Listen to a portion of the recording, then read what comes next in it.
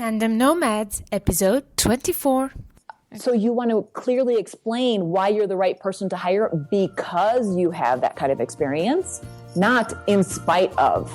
Welcome to Tandem Nomads, where inspiring expat partners from around the world share with you how they turn the challenges of relocation into great opportunities. So are you following your partner abroad for his or her career? Then Tandem Nomads is the place for you.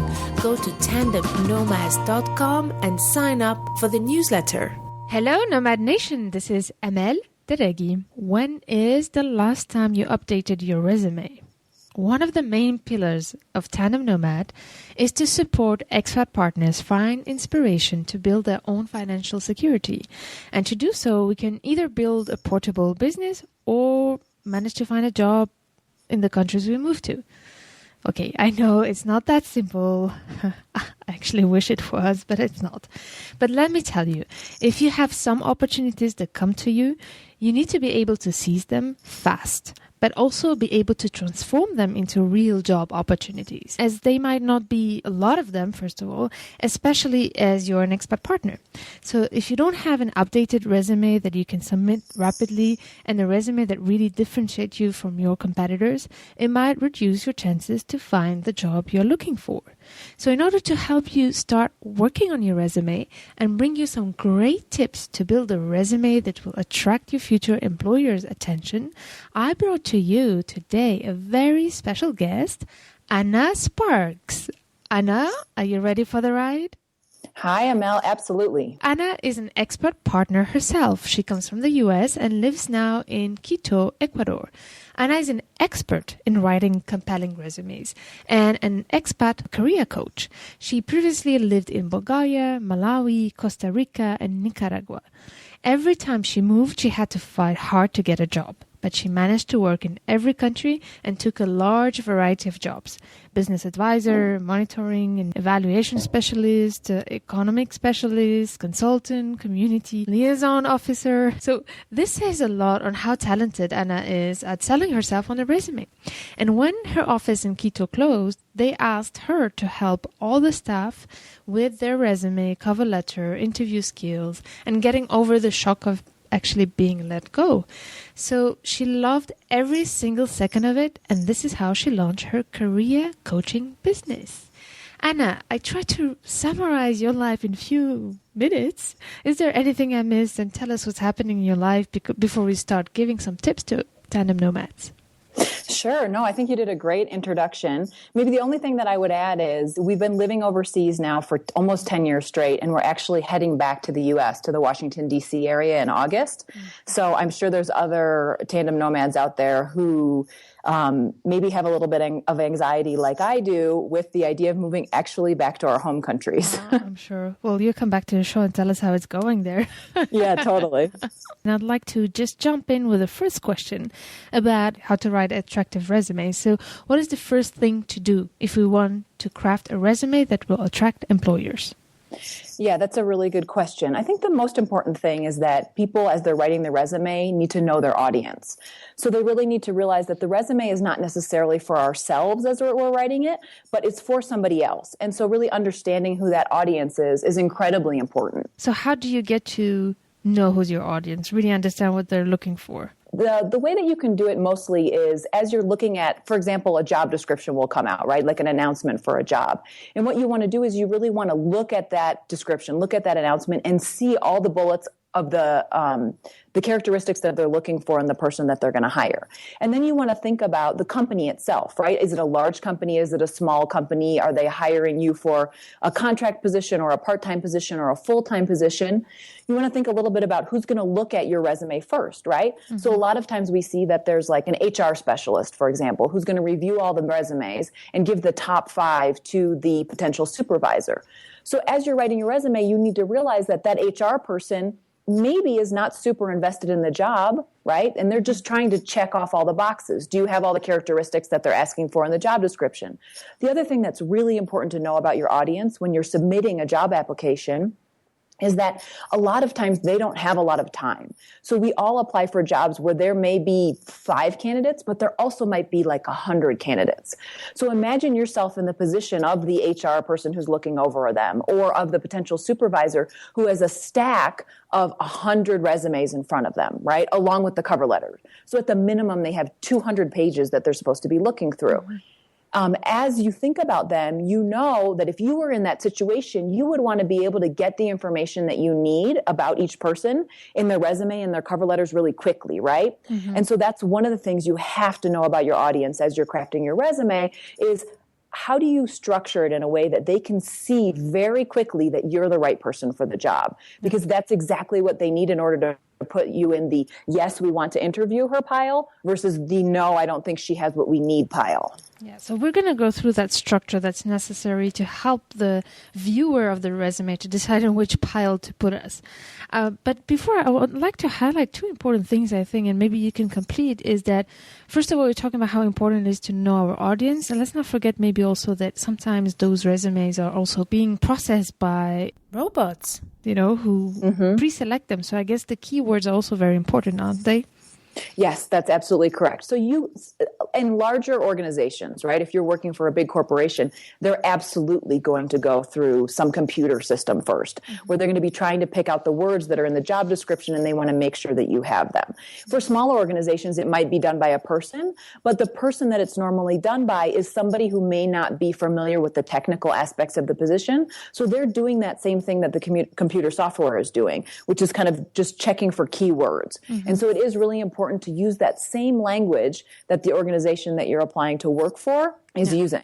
So let me give you an example. It might help. Let's say that you have been writing, you have been in a position before for your own government, right? And you had to sometimes submit, monthly updates to your boss about what you've been doing over the month. And let's say the position that you're applying for is asking you if you know how to write government reports. You might not have thought about those emails where you went through 25 bullets of what you've been working on during that week to your boss as a government report. But if you really back up for a second, you can see you are reporting on what you're doing to your boss in the government. So you have experience writing government reports.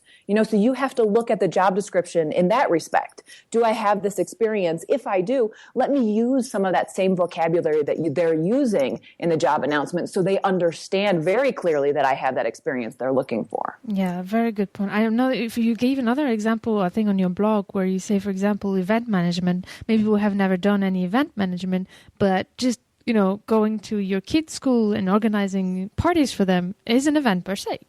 So we have to capitalize, even if we didn't professionally do something, capitalize in our life what can be used for this job description.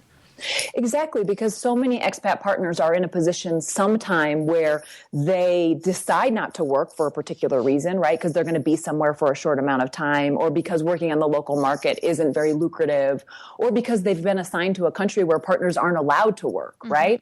And so when you're in that situation, you want to find, what did I do during that time, either with my kids or in some other aspect of my life that demonstrates these skills that I have. And there's so many, especially expat partner parents, who have such rich experience in things that they've done on a volunteer basis at their kids' school or with their partner's company or organization that is so valuable, and we don't even think to put it at the same level as our professional experience, when sometimes that's exactly the right thing to do. The second thing I wanted to highlight before we go through more details and more detailed recommendations is the importance that you mentioned with knowing your audience. So we know that it's very important to try to understand when you see a job offer, who's going to process it. We try to get as much information about it as possible and what kind of company is it. But what it means to me is also how important it is actually to not just write one resume and just send the same one to everybody. And I think this is something that it's still not quite obvious to everybody, that a resume should be adapted to every job description. Absolutely. That's a big mistake that I see, is that people create a resume and then they create a cover letter, and the only thing they ever swap out is the name of the company and the title of the job. And that's a big mistake. Because as you're thinking about speaking to your audience, you need to make sure to tell them the things they need to know in order to make a decision about you, right? What do these people need to know about me? If it's an event planning position, what are the different things that they need to know about me in my skills in planning events, both on my resume and in some of the examples I might share in my cover letter, versus a marketing position, right, which could still be in the same department as an event planner, but they're looking for a different skill set. And so you want to make sure that you tell them the exact skill set that you have that they are looking for. So let's try to now take it step by step. I have a job offer here. What do I do? Okay. You have a job offer here. You want to take that job offer and put it right next to your resume. So open up whatever last version of your resume you have, and you want to cross-check your resume with the job description. So literally, I do this with all of my clients. I look at the job description, I look at their resume, and I cross off on the job description the things that I see already on their resume that are very clear to me. And then I take from that job description the things that they haven't already mentioned and say, do you have the skills that they already mentioned? Sometimes people do, sometimes they don't. But if you do and it's not on your resume, there's no way for your potential employer to know that, right? Mm-hmm. So you want to check those things that don't appear on your resume and really ask yourself, do I have some of those skills that they're looking for, either in my professional experience, that would be step number one, or somehow in my personal or volunteer experience, that would be step number two.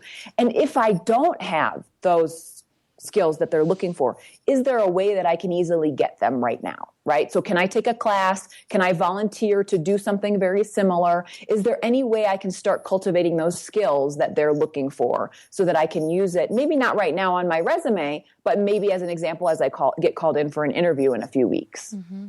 Mm-hmm. It takes time to, I love the fact that besides cross-checking our resume with the offer and trying to complete what we do have and put it in the resume because we might have not thought of putting it in, but also going and getting those skills that are missing.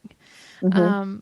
But sometimes, first of all, the time is not there enough because usually you have to respond to a resume quite fast. So I guess it also means that we also have to have a bit of a vision on what kind of job we're interested in general, right? And see what kind of skill are missing for us to reach them.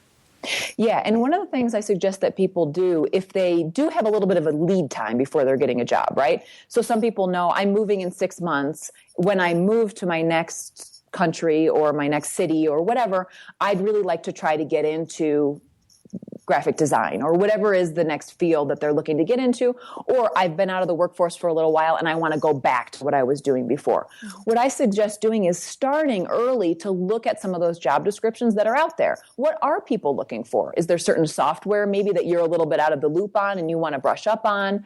Are they looking for somebody who has experience in certain areas or who has managed a certain amount of money or a certain number of staff or a certain number of volunteers? Are they looking for somebody who has writing experience online? Are they looking for somebody who really understands social media? So as you look across, let's say, find 5 or 6 or 7 job announcements that you're not necessarily going to apply for, but are the kind of thing you would like to apply for in 6 months. Mm-hmm. And then look at what the skills that they're looking for, because then you have that 6 months to start building some of those skills that they're looking for if you don't already have them. And to build those skills, there are a lot of options, I guess. There's, taking a class, taking a free trainee. What else can you think of? Absolutely. So there's a lot of online classes now through sites like Coursera, where you can take online classes. Yeah, Coursera, Coursera.com, I think, or .org. It's an online site where the major universities in the U.S., Europe, Asia put classes online, basically, and you can take them for free. So you can take the class online for free. Just participate in the class and do the assignments. And if you are looking for feedback from the professor or a certificate saying that you have actually taken the class, you do pay a fee for that. But a lot of times just participating and doing the assignments is enough for us to brush up our skills the way that we need to. And I really recommend doing that for expat partners who are not working during a certain time or aren't able to work. Mm-hmm. So if you know, over the next 2 years, I'm going to have a big gap in my professional experience because I'm deciding to stay at home with my kids until they're a particular age, or I'm not allowed to work in whatever country that you're in, it's a great idea to do some of those online courses. Another great option is to volunteer. So finding a non-governmental or nonprofit organization who needs a little bit of help. So if you know that you would like some experience in community outreach, coordinating volunteers, designing programs for kids, adults, the elderly, whatever, find an organization that needs some help with that. That's also a really great option if you do anything on the administrative side. So if you have any kind of finance, bookkeeping, budgeting background, or you know you want to get into that, nonprofit organizations a lot of times need that help, that kind of help. So that's a really good option also to get some very solid experience that you can put on your resume as professional experience. That's another big mistake that I see people make is if they were a volunteer somewhere, they think, oh, that doesn't really count. But it does if you had a regular relationship with an organization where you volunteered. So let's say you volunteered every Monday doing bookkeeping for a particular organization. That's the kind of thing that you're going to want to put under professional experience if it's relevant to the next job that you're trying to get. So basically, a resume is not only about the jobs where we were paid for, and it's more about our skill set that can fit to your position. And we have to be more creative and to really think deeply and broadly what are our skill sets besides just what we've done in the past. And I guess also if we have a better idea of what we want to do in the future and can't work right now, the great thing is to take that time we have, if we have enough time, to volunteer. And I see a lot of expat partners volunteering, but maybe not thinking about how they can use it. First of all, using it is a great thing, but I think there's so many volunteering possibilities that maybe it might be wise to try to go into like volunteer jobs that have something to do with where we want to evolve later in our careers, right? Exactly. So you see a lot of people volunteering, let's say, for example, when I was in Malawi, a lot of people volunteered at an orphanage, right? And they did a lot of things like playing with the kids or helping to cook meals. If your background is in childcare and you want to keep up your professional experience in childcare, that's great. Or if your background experience is in restaurant management or anything having to do with food preparation, really great. If your background is in finance, then you might go directly to the people at that orphanage and say, listen, this is my background. I'd love to give you an afternoon every week and teach you how to do your own bookkeeping or do your bookkeeping for you, right? So then that's the kind of thing that you put on your resume. You're still volunteering and providing a great service to that orphanage and something that those kids need. They need the administration of the orphanage to be functioning properly. They need to make sure none of that money is lost. So you can make a contribution using your skill set also in a volunteer capacity. I'm very happy we spend enough time to talk about this because I think it's very important. So now we've done that. We've compared our job positions and our resume, and we have to start writing it. Where do we start?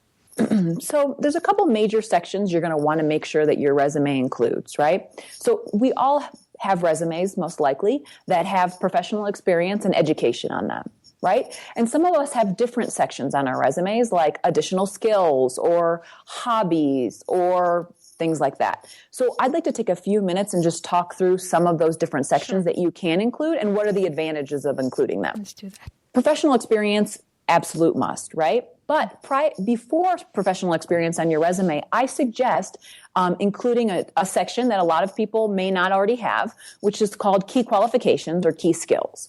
So maybe when a lot of us were creating our first resumes, me personally, maybe 20-ish years ago, we used a section called objective, right? Like, what am I trying to do with my career or what am I trying to do with this resume?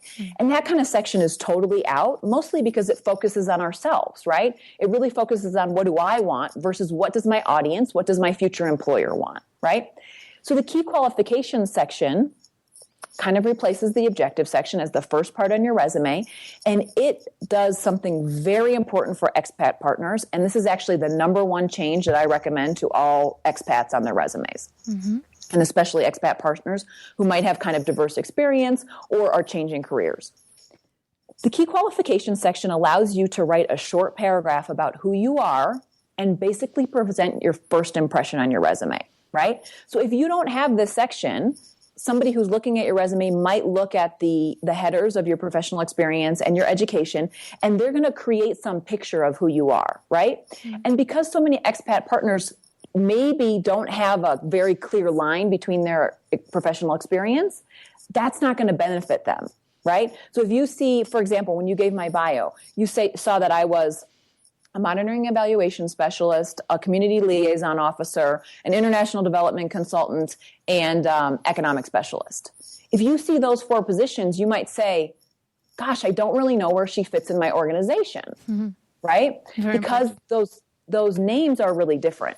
But if I give you a key qualification section, which is 4 phrases that tell you who I am, number one, the section is short and you're going to read it, right? It's 1 quick paragraph where you can figure out who I am and you can put me in a box per se, right? Like we like to put people in boxes. She's the event planner. She's the podcast host. She's this person, right? Mm-hmm.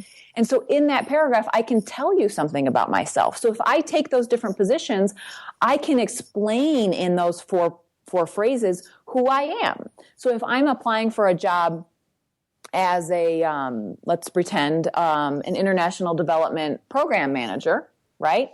I only have 1 position on my resume that says international development in the job description. Mm-hmm. But in all 4 of those positions, I was doing international development work.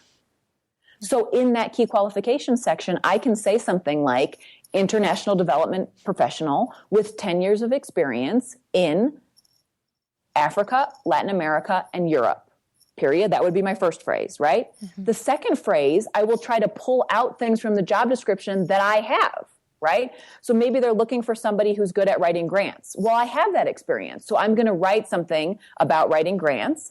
Let's say they're looking for somebody who's also good at managing staff. I have that experience. So I'm going to include my ability to manage 10 staff or something like that. Mm-hmm. And then I might put 1 other phrase or 2 other phrases that really call attention to some of the people skills that I have, right? So let's say this position is located in, let's pretend it's located in South Sudan, okay? Mm-hmm. Which is kind of a challenging environment to work in. If I have some experience in a challenging environment to work in, I'm probably going to put that right in the first paragraph because the places that my positions have been located don't necessarily immediately tell you that, but I actually had to travel a lot for my position in Costa Rica, let's say. So I have experience in those challenging environments to work in. Does that make sense? So you're able to pull out those key points and put them right there at the top of your resume. So your audience, those HR people and those potential supervisors, don't have to dig through your resume to see that you're the right person for them. Yeah, very interesting. I love the fact that you also said that we have to help the employer have a picture of who we are. And right. I think one of the first thing, because I've been in both sides, hiring people and also writing resumes. And I think as an employee, if you hire, the most annoying part is that when things seem unclear and fuzzy. Right. And it's annoys so much where we just don't want to go further and read the resume because we have 100 others to read. So it's very important, I think, in that key qualification, those 4 bullet points at the beginning, make sure that this says, I'm the right person for this particular job. Absolutely. And, if we can even get more specific about it, and we can assume that people who are reviewing our resumes on their first look through are going to spend less than 30 seconds. Mm-hmm. So there's no way that they can read your resume, even if your resume is only 1 page. There's no way they can get through all that information in 30 seconds. Mm-hmm. But they absolutely can read those 4 phrases at the top of your resume, and that will allow them to make the decision about you and put you in the yes pile because they know you have exactly what they need. Yeah. Very good. I have a small advice to ask you. How transparent do you think we should be about being an expat partner in that phase? I think you're probably asking this question because you're wondering about sort of the transient nature of our lives, right? Yeah. That we aren't going to be able, oftentimes, to commit to an employer for 10 years. We know we're leaving in 3 years. Do you think we should mention it? Yeah, well, that's a very good point. But it's like, is it something that we have to mention? Because I've seen on LinkedIn, so many people put it as like job position trailing spouse. Yeah, no, don't do that. So it was like, okay, that's a bit. For me, it was a bit strange. So, I might not recommend that, but should we, in a way or another, mention it in the resume that we've been a trailing spouse? No, not in the resume. I do recommend, If you feel that your resume has a gap in it that's explained by being a trailing spouse, or, sometimes trailing spouses will have like 2 years of experience here, 2 years in another place, 2 years in another place, 2 years in another place. An employer might ask themselves, why is this person jumping from job to job? What's going on, right? Mm-hmm. It's not appropriate to explain that in your resume, but it's really the right place to explain it in your cover letter. Okay. So as you're attaching that cover letter to your resume, you do the same thing with knowing your audience. And one of the things you can do in your cover letter is ask yourself, what questions is my audience going to ask about me? What questions are they going to say, I'm not sure about him or her because, right? Mm-hmm. So if you know they're not going to be real sure about you because you have gone from job to job to job, let's say 5 jobs in the last 10 years, you're going to want to address that really directly in your cover letter. So you'll want to say something maybe in the last paragraph or in your closing of the cover letter, like, as you can see from my resume, I have very diverse international experience, and I've worked for 5 companies or 5 non-governmental organizations or 5 whatever over the last 10 years. The very key thing here is that you don't want to apologize for that. So I see so many it's not an excuse, trailing spouses wanting to say, like, I know it's not perfect, but da-da-da-da-da. That's not the answer. You want to find out, why is that an advantage? So why does this potential employer want you because you have experience, that kind of experience, right? So maybe you've lived like me in Nicaragua, Costa Rica, Ecuador, Malawi, and Bulgaria in the last 15 years. What does that get your potential employer? How does that benefit them, right? Exactly. So you want to clearly explain why you're the right person to hire because you have that kind of experience, not in spite of that particular experience, right? And same thing with the gap in your resume. So if you've taken some time off, the right place to explain that is in your cover letter. I can give you a great example of one of my clients that I just worked with on her cover letter. She was applying for a position at Volvo, at the car company, and she has been taking the last 5 years off in order to raise her kids. So in her last paragraph of her cover letter, she said, as you can see from my resume, I've been out of the workforce since 2011. During that time, I was staying at home in order to raise my kids, who are now back in school. I am applying for this particular position at Volvo, and my experience as a stay-at-home mom is really beneficial to you. I'm applying for a position where I have to work on, I have to help people with their warranties with Volvo. And as everyone knows, Volvo is one of the safest car companies in the world, and people buy Volvos because of their warranties. Also, Volvo's big market is to families because the cars are so safe. I'm a stay-at-home mom who has made car buying decisions based on their warranty and based on the safety of the car. So as we get calls in that I will field on warranties, I understand exactly where our customers are coming from. This is so cool. And it was so powerful. Wow. I mean, it made you believe that she was absolutely the person that you wanted for that position. So clever. Yeah, it worked out great. perfectly. Yeah, really. And it works, and that's not just a one-off example. As stay-at-home parents or as people who have really diverse experience, that brings something so important to employers. And we are the first ones who usually discount that. We're the ones that say, oh, my time as a stay-at-home mom didn't count. Or, gosh, who would want to hire me? I've only worked for 5 different organizations in the last 3 years. But we need to decide what the message is that we want to tell about our story. And so finding that confidence ourselves is the first step in being able to convey that to employers and having employers really see that as an advantage. Really cool. So now you've been giving some amazing value here in terms of how to take advantage of our holes in our, the gaps we have in our resume in terms of what we did, etc. And the fact that we move regularly from a country to another to not justify it, but make it a big advantage. Absolutely.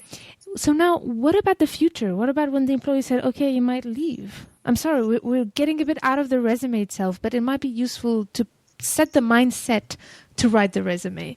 So how do we answer that objection? Well, let's first put something right out there. There's some people, some organizations who are just going to say no to expat partners because they can't wrap their head around the idea, right? Yeah. And that's okay, right? If that's the kind of employer that they are, then that's not the right fit for us. So let's not beat ourselves up over that particular view of the employer, right? Just to put that out there. Good point. However, again, what is the advantage? What do you bring to the table that makes it worth it to hire you, even though you'll just be there for 2 years, right? And also setting up for the employer what that 2 years looks like and what it looks like when you have to leave is really important, right? So let's say they're gonna, you're applying for a position, and in the interview they ask you, I see that looks like you've moved countries every 2 years. Are you planning to leave here in 2 years? If the 100% truth is you must leave that country in 2 years, some people have flexibility and some people don't. If the truth is you have to leave in 2 years, you absolutely want to tell them that in the interview, right? You don't want to start off any relationship with your employer with any kind of lie or deceit. If you do have the flexibility, if your spouse has the flexibility to add on a year or two, then you say that in the interview. My spouse has the flexibility to add on a year or two. We will petition for that. If it works out, we'll be here for 4 years. So really being honest during the interview is very important. But then the second thing is tell them what it looks like if they hire you for 2 years. So why is it worth it to hire you if you'll be there for 2 years? Well, in 2 years, I'll do this for you. This is a marketing position. I plan to set up your strategy for social media for the next X number of years, this, that, and the other thing. So really think through that ahead of time. What are you going to give them in those 2 years? And then because they may not be used to people who know they're going to leave in 2 years, tell them how you plan to make sure that there's a seamless transition between you and the next person who takes over, right?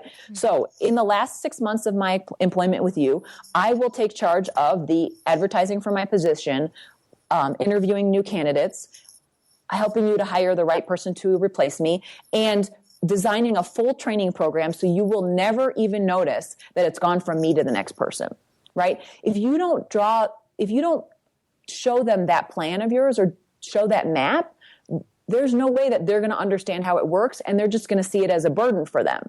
But if you show them, I'm going to give you so much in those 2 years, then I'm going to train the person who follows on so that you don't even notice, how could they say no to that?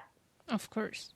It's really good. I'm really happy that we bring out this very important mindset to have, actually, to, again, not excuse ourselves, but say, listen, for the next 2 years, I'm going to bring you so much value that even if I'm leaving, it's great because you're going to have a great basis to hire the second person who will follow.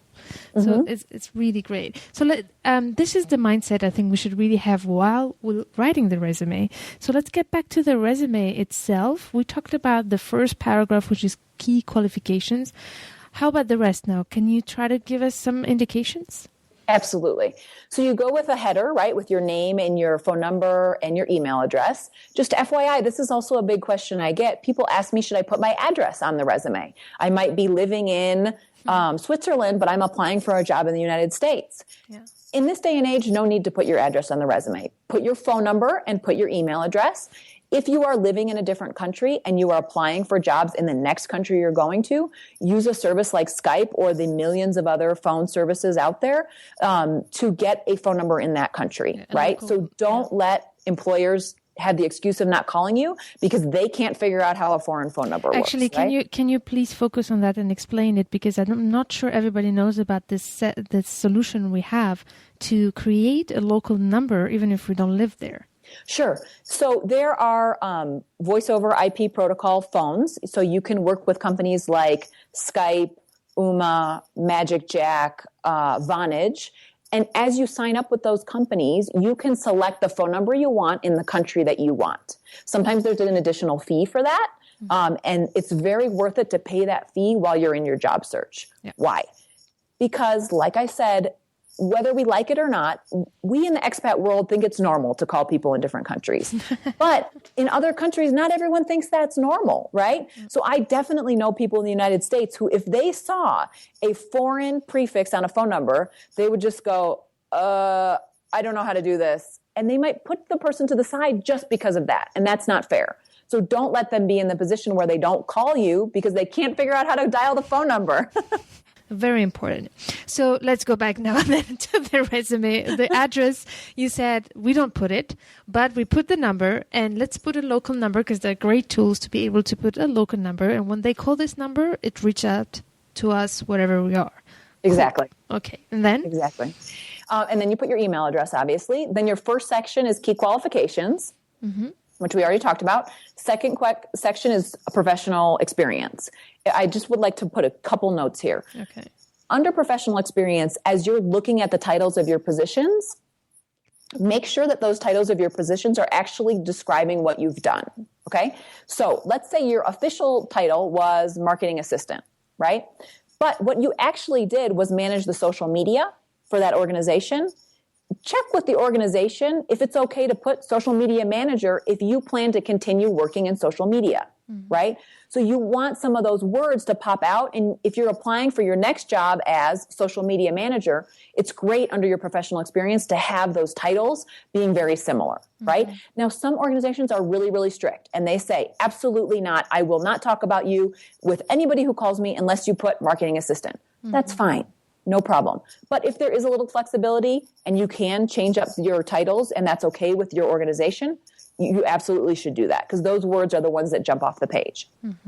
Then under professional experience, you're going to list each of your positions and you're going to put your bullets underneath. As you are putting bullets describing what you did in that position, you're going to want to make sure to have the first bullets be the ones that are most relevant to the job that you're applying for. So a lot of us make the mistake also of having our bullets in the order of how important that accomplishment or responsibility felt to us in that particular position, right? So let's take the example of social media manager. Let's say as social media manager, I was responsible for writing all the social media content and posts. And I was also responsible for reaching out and creating relationships with people to give me content for our social media posts and 3 other things, right? So in my new position that I'm applying for, maybe that content creation, like reaching out to other people for content, is more important than the fact that I just posted the content. Then I'm going to want to make sure that that's bullet number 1 because that comes up higher on your resume. It's really close to the title, the title of your position. You just want to make sure that the most important stuff is coming as early as possible in the resume. Okay? So you go through all your professional positions. Then if you have volunteer work that is really relevant and you had a regular relationship, right? So if you volunteered once and did bookkeeping for an organization, that's not really the thing to include under professional experience. But if you had a regular relationship with an organization over 2 years and you did bookkeeping for them, that's absolutely something you want to include under professional experience. Okay. So then, depending on what your volunteer experience is, you can also add in a volunteer experience section, right? So if you want to demonstrate that you have a lot of experience in, working with kids or something like that, and you have a lot of different one-off experience, that might be something you want to include under volunteer experience. Then after that, you want to have your education. So this is also a big mistake I see is people put their education before they put their professional experience. Professional experience always counts more than education because it's more practical. You've demonstrated exactly what you're able to do. Also, if you have your education first, it looks like you just came out of college. And for most of us, that's not the case. So always put your education after your professional experience. Then if you have any additional skills, it's great to put a skills section at the end, especially for expat partners who speak various languages. Sometimes that's going to be really valuable. If you're applying for a position, let's say in my case, a lot of the positions I've held require you to be bilingual, English and Spanish, right? If the position requires you to be bilingual, and that's one of the very important things that they're looking for, make sure that's included up in your key qualifications section. So you can lead with that, right? Bilingual international development professional with 8 years of experience in Latin America, right? But if you have some other languages, for example, I also speak Bulgarian. That's not super relevant to my employer, but maybe I really am interested in keeping that on my resume to demonstrate my ability to learn Slavic languages.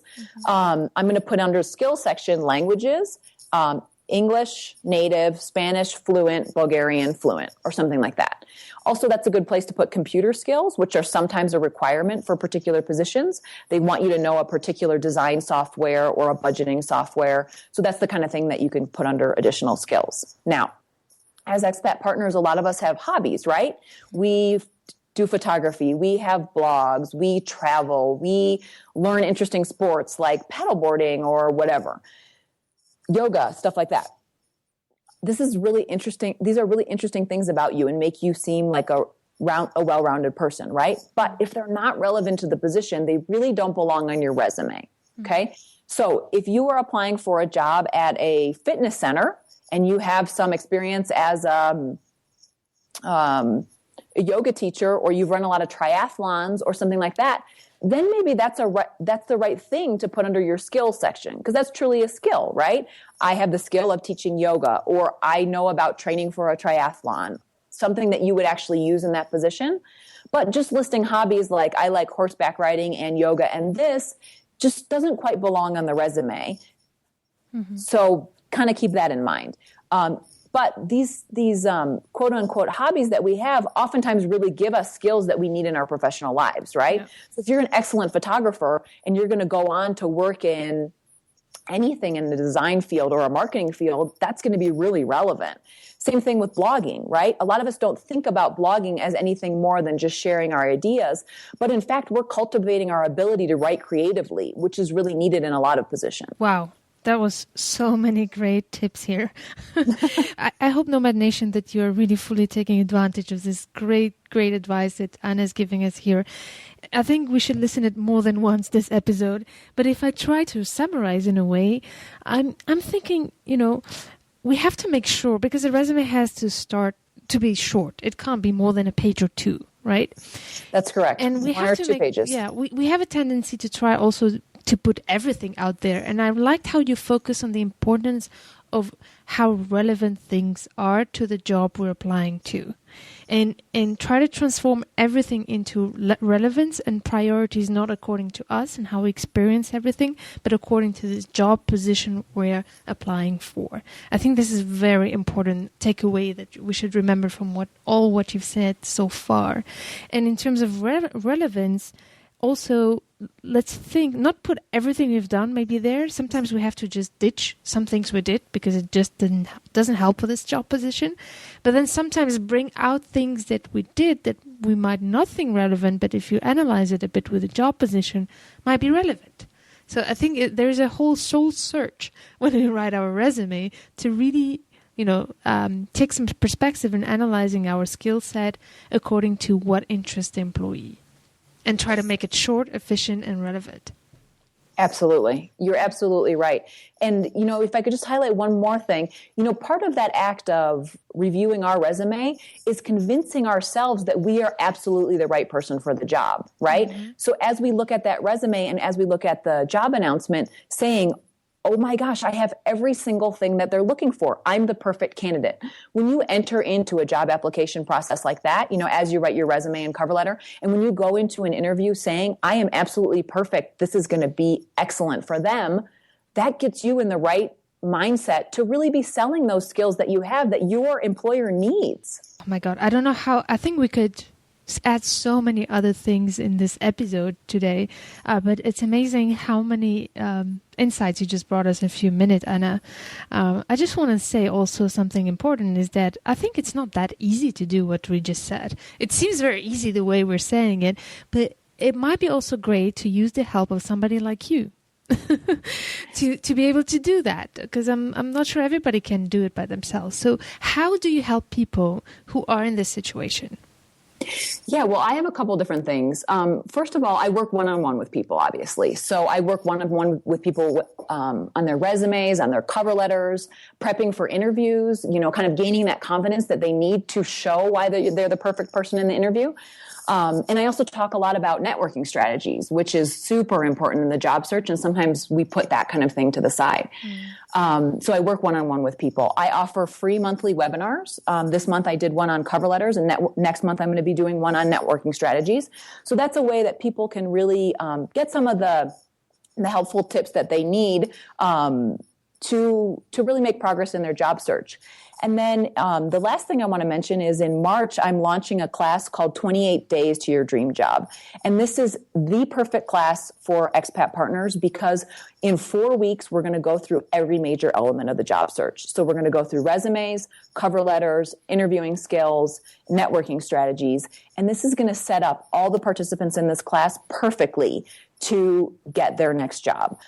So that class is running for 4 weeks in March. And I actually specifically scheduled it in March because I know a lot of people are making the transition to somewhere else in the summer. So I want to set people up to be ready to jump right into that job search with all of their products that they need to sell themselves in perfect order. How can we get more information about this? I found it so interesting. I would jump on it if I was looking for a job and looking to work on my resume. It's going to actually be 4 webinars, so we'll meet once a week. Then we also have a Facebook group, and I'm going to be reviewing everybody's resumes and cover letters. So you're going to get my eyes on your work with concrete feedback about how to make it better. The program starts on March 1st, and you can get more information by going to anna-sparks.com/dream/job. So that's where you can find all the information about that class. And, Amel, I'm just now announcing this class. This is like brand new. I have only shared it with 30 people, and now I'm going to share it with your listeners first before I share it with a broader audience. But there is a special price until February 12th. So it's only $147, which is a total steal until February 12th. Okay. After that, it goes up to $197.